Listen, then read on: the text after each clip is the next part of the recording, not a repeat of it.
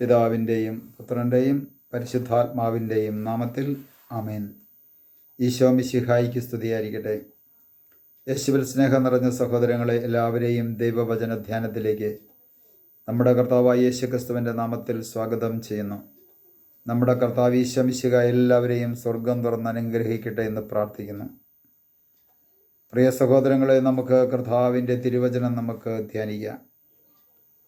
വിശുദ്ധ പൗലോസ് കോരിന്ത്യയിലെ സഭയ്ക്ക് എഴുതിയ ലേഖനം 2 കൊരിന്ത്യസ് 3-ാം അധ്യായത്തിൻ്റെ 18-ാമത്തെ തിരുവചനത്തിൽ ഇങ്ങനെ പറയുന്നു: കർത്താവിൻ്റെ മഹത്വം കണ്ണാടിയിലെന്ന പോലെ മൂടുപടമണിയാത്ത മുഖത്ത് പ്രതിഫലിക്കുന്ന നാം എല്ലാവരും അവിടുത്തെ സാദൃശ്യത്തിലേക്ക്, മഹത്വത്തിൽ നിന്ന് മഹത്വത്തിലേക്ക് രൂപാന്തരപ്പെട്ടുകൊണ്ടിരിക്കുകയാണ്. ഇതാത്മാവായ കർത്താവിൻ്റെ ദാനമാണ്.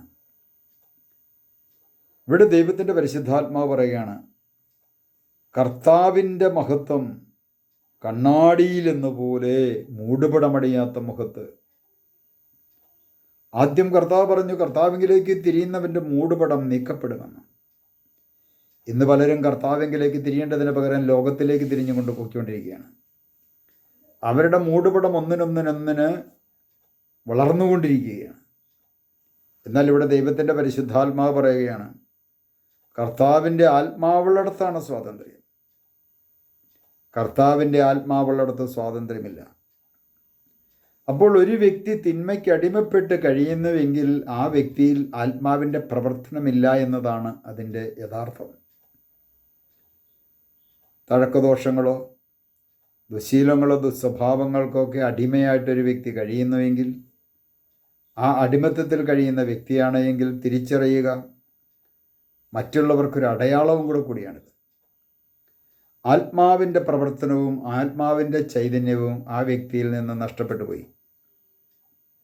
അതുകൊണ്ടാണ് ഈ പറയപ്പെട്ട സ്വാതന്ത്ര്യമില്ലാതെ കൊണ്ട് അടിമകളായി ദുശീലങ്ങൾക്കും ദുസ്വഭാവങ്ങൾക്കും ഒക്കെ അടിമകളായി കഴിയുന്നത്.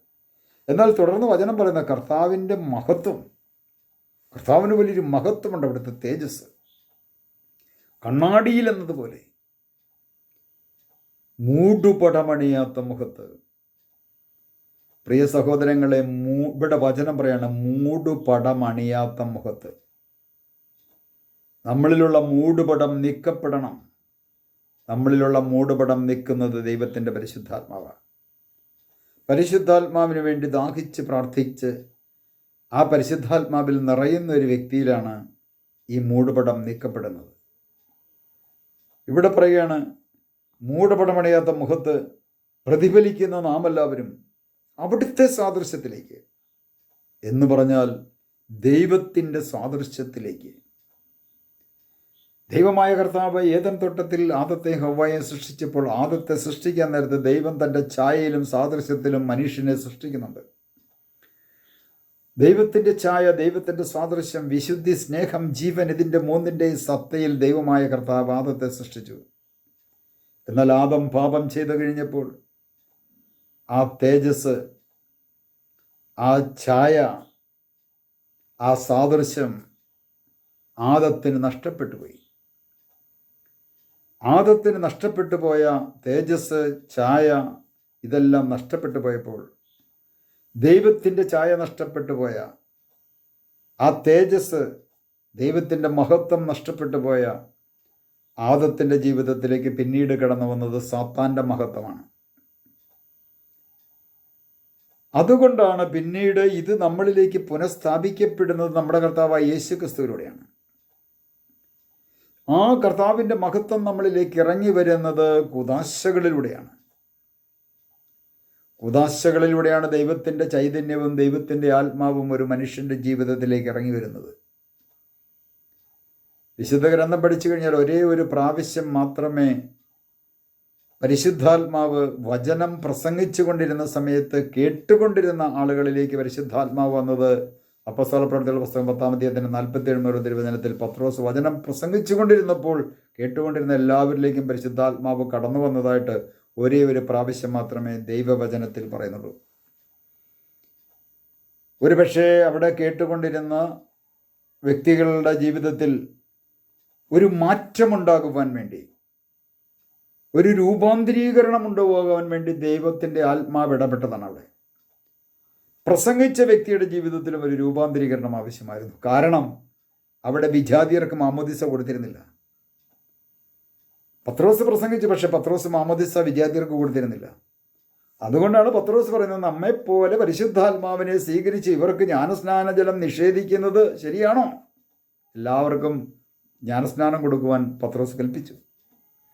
അപ്പോൾ ഈ പറയപ്പെട്ട മൂടുപടം നീക്കുവാൻ വേണ്ടിയിട്ടാണ് ദൈവത്തിൻ്റെ പരിശുദ്ധാത്മാവ് അവിടെ വന്നത്. പ്രിയ സഹോദരങ്ങളെ, നമ്മുടെ ഓരോരുത്തരുടെയും ജീവിതത്തിൽ ഓരോ മൂടുപടങ്ങളുണ്ട്. ഇത് മാറ്റപ്പെടണമെങ്കിൽ ദൈവത്തിൻ്റെ പരിശുദ്ധാത്മാവ് വേണം. അതുകൊണ്ടാണ് മുഖത്ത് പ്രതിഫലിക്കുന്ന നാം എല്ലാവരും അവിടുത്തെ സാദൃശ്യത്തിലേക്ക്, ആരുടെ? ദൈവത്തിൻ്റെ സാദൃശ്യത്തിലേക്ക്, കൂദാശകളിലൂടെ ദൈവത്തിൻ്റെ പരിശുദ്ധാത്മാവിനെ സ്വീകരിക്കുന്ന ഓരോ വ്യക്തിയും ദൈവിക സാദൃശ്യം നഷ്ടപ്പെട്ടു പോയ വ്യക്തിക്ക് ദൈവിക സാദൃശ്യം പുനഃസ്ഥാപിക്കപ്പെടുന്നത് കൂദാശയിലൂടെയാണ്. ആ കൂദാശ സ്വീകരിക്കുന്ന ഒരു വ്യക്തിയിൽ നിന്നും ഈ പറയപ്പെട്ട മഹത്വത്തിൽ നിന്നും മഹത്വത്തിലേക്ക് ആ വ്യക്തി രൂപാന്തരപ്പെട്ടുകൊണ്ടിരിക്കുകയാണ്. ഓരോ ദിവസവും രൂപാന്തരീകരണം സംഭവിച്ചുകൊണ്ടിരിക്കുന്നു. അവനിലുള്ള തിന്മകളെല്ലാം മാറ്റപ്പെടുന്നു. ആ വ്യക്തി നന്മയിൽ വളരുവാൻ തുടങ്ങുന്നു. വലിയൊരു രൂപാന്തരീകരണം ഉണ്ടാകും. ഇത് ദൈവത്തിൻ്റെ പരിശുദ്ധാത്മാവ് തുറന്ന് പറയുകയാണ്, ഇത് കർത്താവിൻ്റെ ദാനമാണ്. കർത്താവ് ദാനമായിട്ട് കൊടുക്കുന്നു. പ്രിയ സഹോദരങ്ങളെ, ഈ രൂപാന്തരീകരണം, അടിമത്തത്തിൽ നിന്നുള്ള വിമോചനം, അതുതന്നെയാണ് രൂപാന്തരീകരണം. തഴക്കദോഷങ്ങളിൽ നിന്നുള്ള വിമോചനം, അതാണ് രൂപാന്തരീകരണം. ദുസ്വഭാവങ്ങളിൽ നിന്നുള്ള വിമോചനം, അതാണ് ഒരു രൂപാന്തരീകരണം. ഇത് ദൈവത്തിൻ്റെ ആത്മാവിൻ്റെ ദാനമാണ്. പരിശുദ്ധാത്മാവ് നമുക്ക് ദാനമായിട്ട് തരികയാണ്.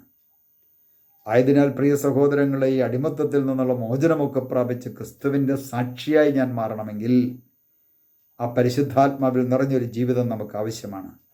നമുക്കൊരു നിമിഷം പ്രാർത്ഥിക്കാം. കർത്താവായ ഈശോയെ, അങ്ങയുടെ വാഗ്ദാനമായ പരിശുദ്ധാത്മാവിനാൽ ഞങ്ങളെ നിറയ്ക്കണമേ. കർത്താവെ, ആരെങ്കിലും അങ്ങിലേക്ക് തിരിയുമ്പോൾ മൂടുപടം മാറ്റപ്പെടുമെന്നും അവിടുത്തെ മഹത്വം അങ്ങിലേക്ക് തിരിയുന്ന മക്കളിലേക്ക് ഇറങ്ങി വരുമെന്നും തിരുവചനത്തിലൂടെ ഞങ്ങൾക്ക് പറഞ്ഞു തന്ന കർത്താവെ, ഞങ്ങൾ അങ്ങേക്ക് നന്ദി പറയുന്നു. അവിടുത്തെ ആത്മാവിനാൽ ഞങ്ങളെ നിറയ്ക്കുകയും ആത്മാവിനാൽ നയിക്കപ്പെടുകയും ചെയ്യുന്നവരായി ഞങ്ങൾ ഓരോരുത്തരും മാറ്റപ്പെടട്ടെ. പിതാവിൻ്റെയും പുത്രൻ്റെയും പരിശുദ്ധാത്മാവിൻ്റെയും നാമത്തിൽ ആമേൻ.